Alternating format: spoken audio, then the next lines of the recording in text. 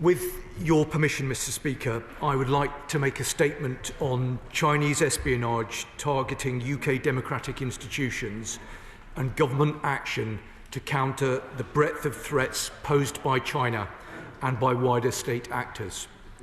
But before I begin, let me first pay tribute to the crew member of the Royal Fleet Auxiliary Tide Surge who is missing off the coast of the Republic of Ireland. I know the whole House will join me in sending our very best wishes to the ship's company and to their families back at home. This tragic incident is a reminder of the sacrifice members of our armed forces make in the service of our country. Mr. Speaker, earlier today, MI5 issued an espionage alert to members of this House, members of the other place, and parliamentary staff to warn them about ongoing targeting of our democratic institutions by Chinese actors. Before I set out the threat and what we're doing to meet it, let me thank you, Mr. Speaker, for your support in issuing the alert and your tireless efforts to safeguard the security of this place and the people who serve within it. I encourage all parliamentary colleagues to read the alert and to get in touch with the Parliamentary Security Department if they have any immediate concerns.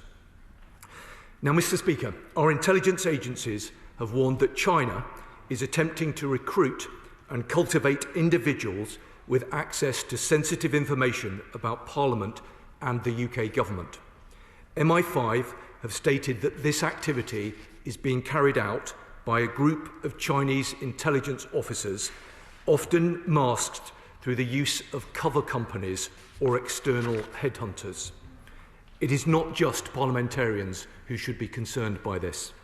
Parliamentary staff, economists, think tank employees, geopolitical consultants and government officials have all been targeted for their networks and access to politicians. I urge all parliamentarians and their staff to be wary that China has a low threshold for what information is considered to be of value and will gather individual pieces of information to build a wider picture. Let me speak plainly. This activity involves a covert and calculated attempt by a foreign power to interfere with our sovereign affairs in favour of its own interests, and this government will not tolerate it. It builds on a pattern of activity that we've seen from China, with cyber operations by China state-affiliated actors targeting parliamentary emails in 2021, and attempted foreign interference activity by Christine Lee in 2022, and other more recent cases. We will take all necessary measures to protect our national interests, our citizens, and our democratic way of life, including working with our allies and partners. Mr. Speaker, the world has changed a great deal since I first stepped forward to serve our country almost 30 years ago. And while some things have changed, some things remain the same. And in the various roles I've held since then, I've always believed in the importance of being clear-eyed about the nature of the threats that we face and the need to ensure that the tools we use to respond to those threats are kept up to date. This government's first duty is to protect our national security, and we will not hesitate to hold all state actors to account. On the 6th of November, my right honourable friend, the Foreign Secretary, spoke with her Chinese counterpart, Director Wang Yi. She was clear with the Foreign Minister that any activity that threatens UK national security, particularly in relation to the UK's Parliament and democracy, will not be tolerated. And today, I'm setting out a comprehensive package of measures we are taking to disrupt and deter the threats posed by China, as well as by wider state actors. Supported by ministers from across government and coordinated by myself, we are launching a counter-political interference and espionage action plan. Mr. Speaker, I will set out in detail to the House what that plan will entail. First, we will strengthen the legislative tools available to government to disrupt the threat. We will introduce the Elections Bill, which will include proposed measures to safeguard against covert political funding. This will include tougher risk assessment rules for donor recipients and enhanced enforcement powers for the Electoral Commission. And I can confirm we are also working on new powers to counter foreign interference, including a prescription-type tool to disrupt proxy organisations undermining our security and an extension to maximum penalties for election interference offences. Second, we're launching a series of protective security campaigns coordinated through the Defending Democracy Task Force, working with the parliamentary security authorities. These will help all those who work in politics to recognise, resist and report suspicious state threat activity. Building on the guidance that was launched by the National Protective Security Authority in October, this will include tailored security briefings for the devolved governments and for political parties via the Parliamentary Parties Panel by the end of this year, as well as new security guidance in January for all candidates taking part in devolved and local elections in May. Third, we are building a campaign that uses all levers at the disposal of this government to degrade the ecosystem of proxy cover companies, organisations and individuals that are being used by foreign states to facilitate interference and espionage, targeting our democratic institutions. The National Protective Security Authority, building on their Think Before You Link campaign, will be strengthening their engagement with professional networking sites to make them a more hostile operating environment for foreign agents. Now, Mr. Speaker, as the Security Minister, I am privileged to see the diligence of the security services, law enforcement and civil servants who work tirelessly to keep the UK safe day and night. Noting China's low threshold for information gathering, this government is providing the resources needed to protect our national interest.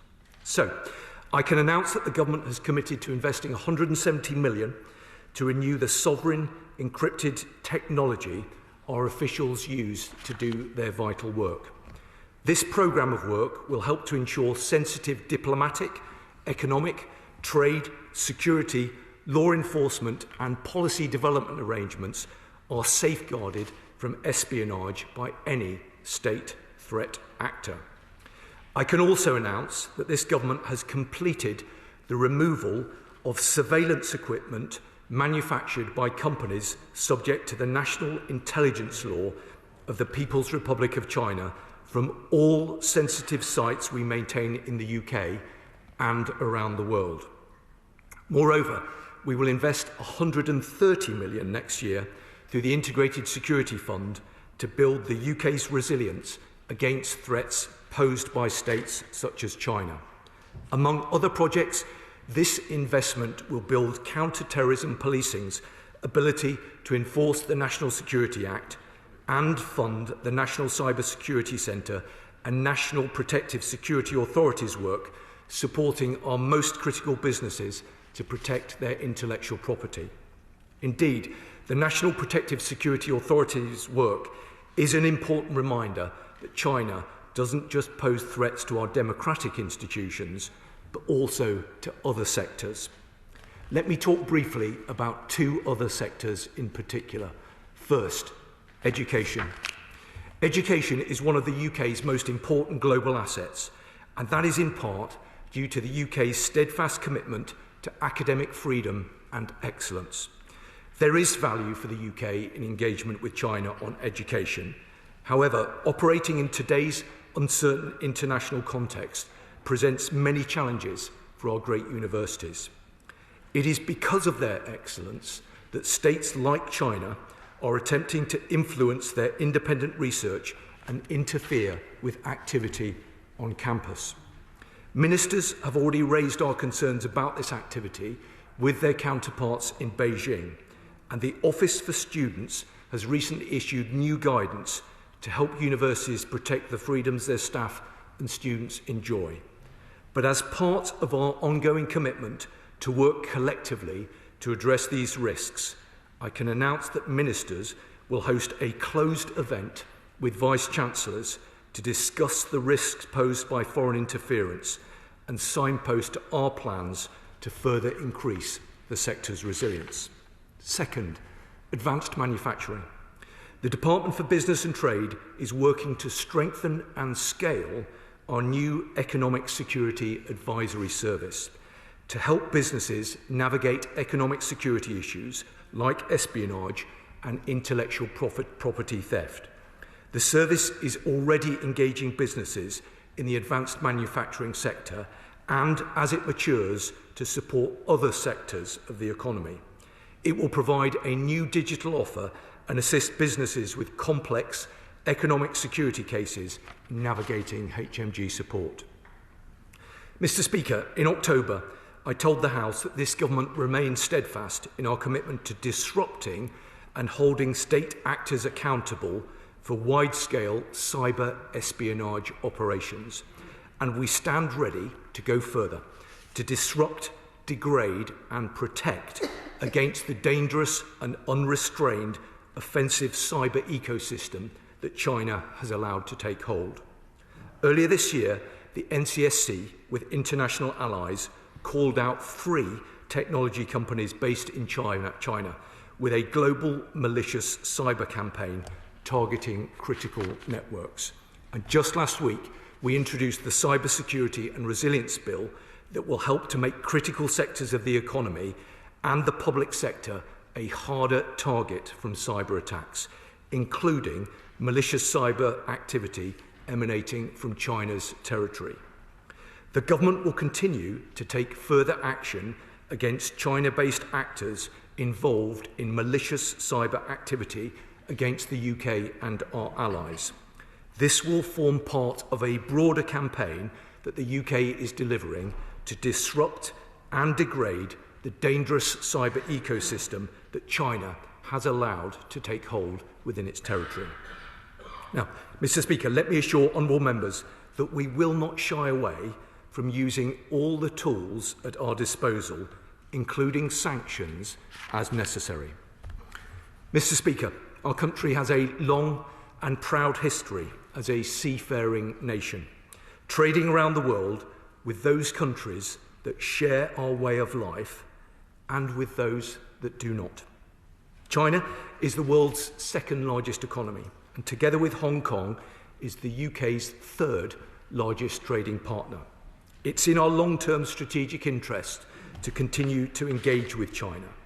We must cooperate on areas where our interests align: climate, global health, trade, scientific research, illegal migration, and serious organised crime, to name just a few areas.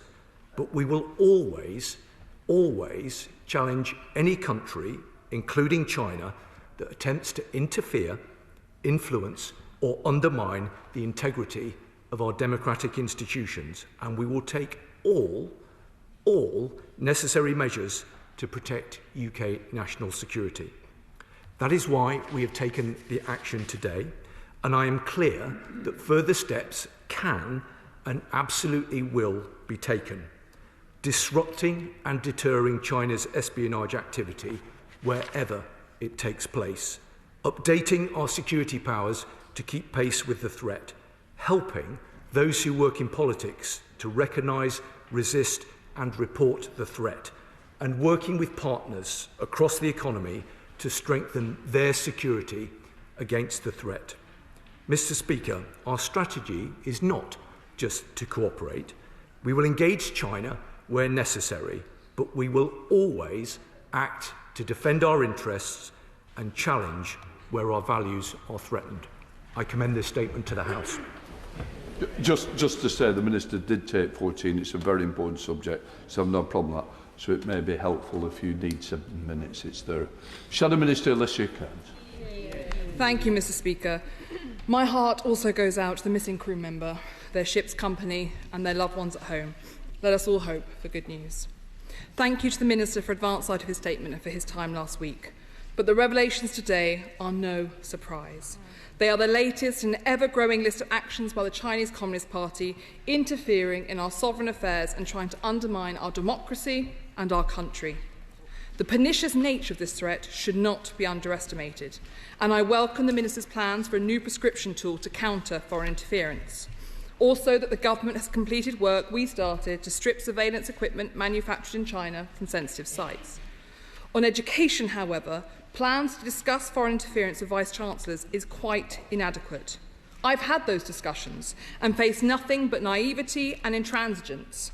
But they are also useless unless the government is willing to use its teeth to defend those institutions under attack. Earlier this month, Norway and Denmark alerted us to the existence of dual-use kill switches in Chinese-made electric buses, allowing China to switch off buses and bring chaos to transport systems. So could the Minister give an update on the investigation into our bus networks, but also the chips that have been placed in Ministry of Defence vehicles that require our members of the armed forces to be silent whilst travelling around our country in defence of our nation?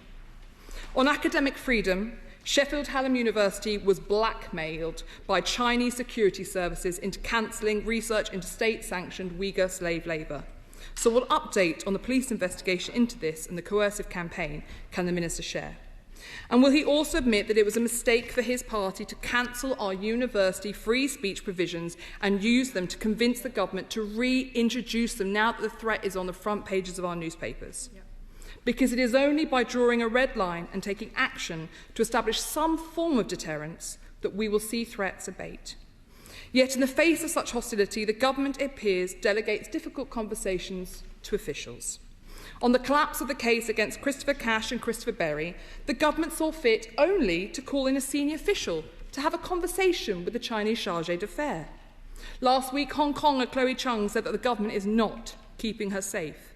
The government's response to a bounty being put on her head, to kidnap notes being delivered to her neighbours, asking them to take her to the Chinese embassy, was the same rhetorical tap on the knuckles. This is insufficient if the government seriously wants to deter further attacks on our country.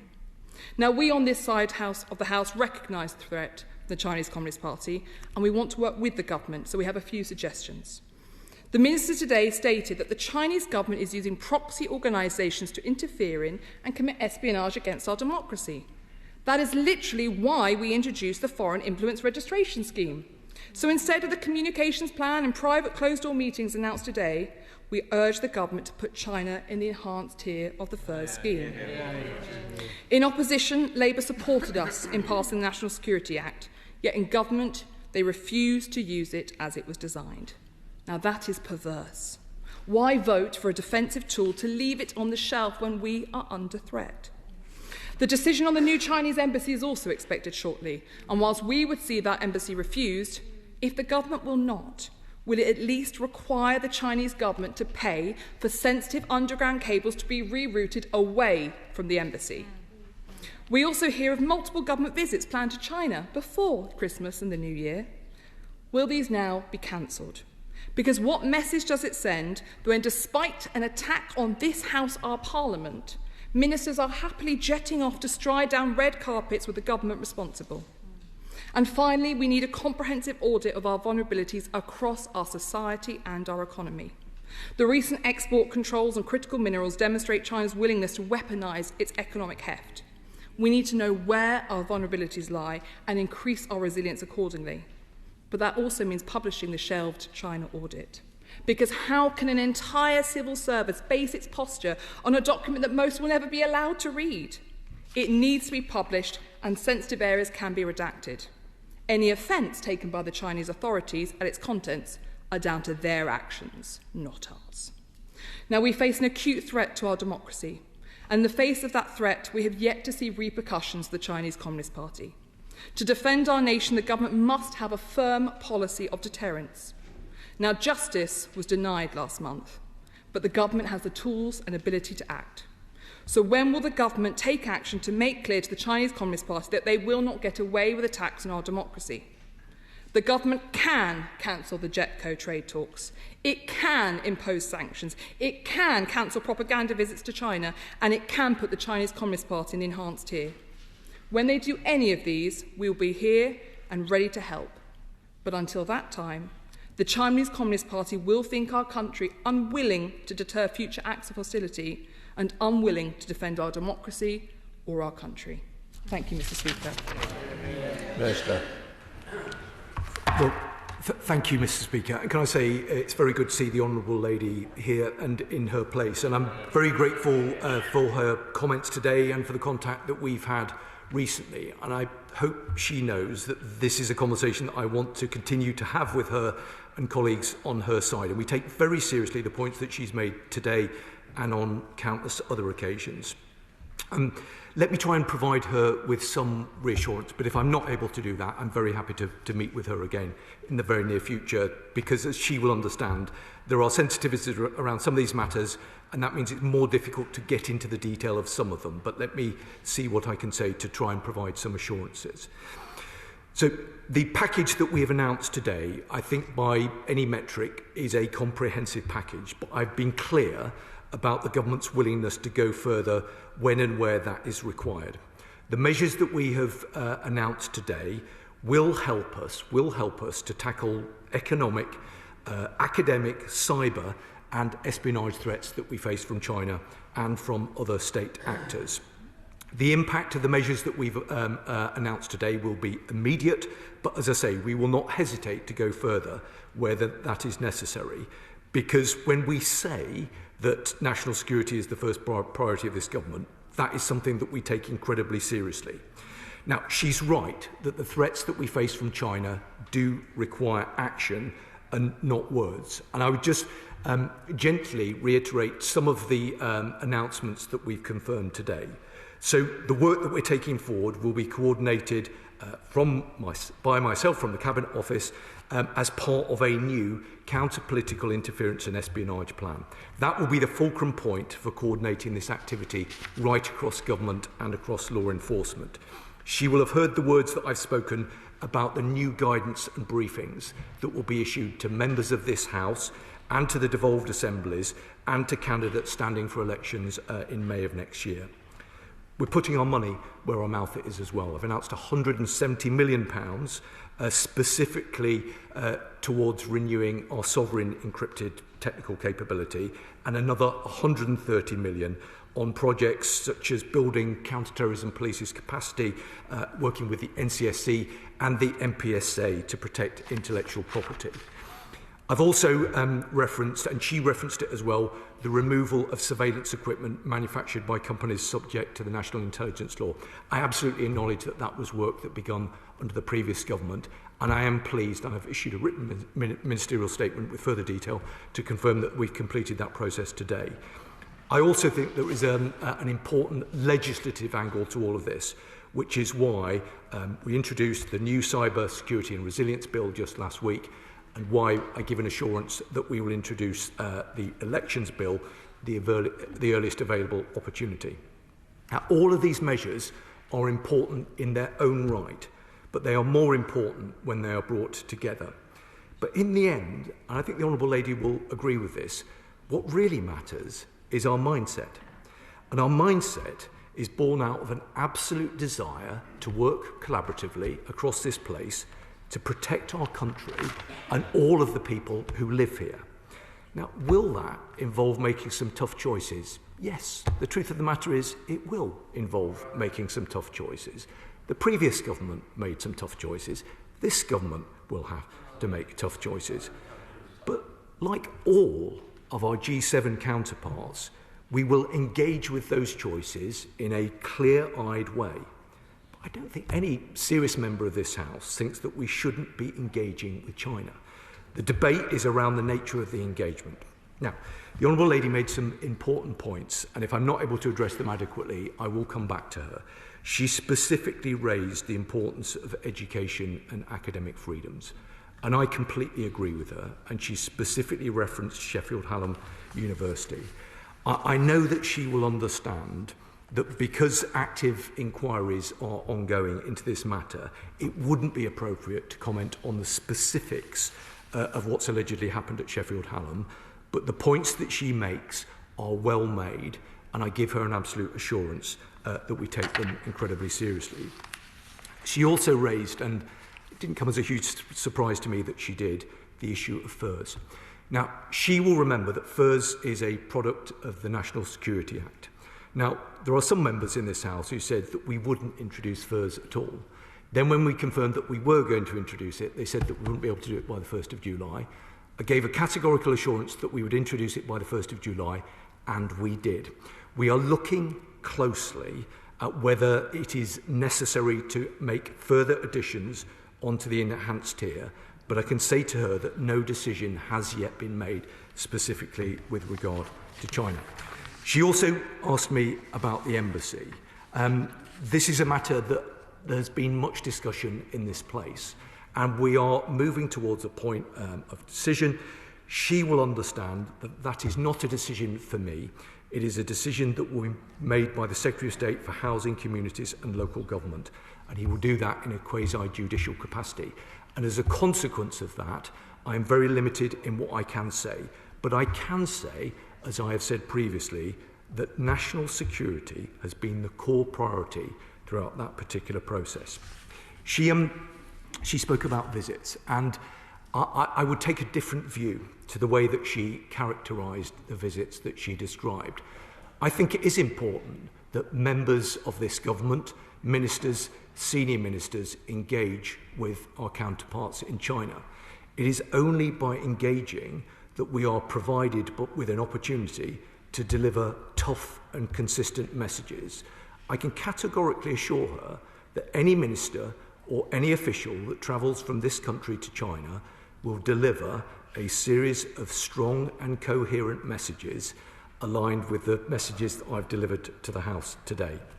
She asked also about the audit. She'll know that the previous Foreign Secretary gave a statement in this House about the China audit, but I'll look carefully at the specifics of the points that she makes. To conclude in my response to her, I hope she knows how seriously we take these matters, and I categorically assure her that I'm very, very happy to work collaboratively with her and colleagues on her side to make sure we secure the right outcome for the country. John MacDonald.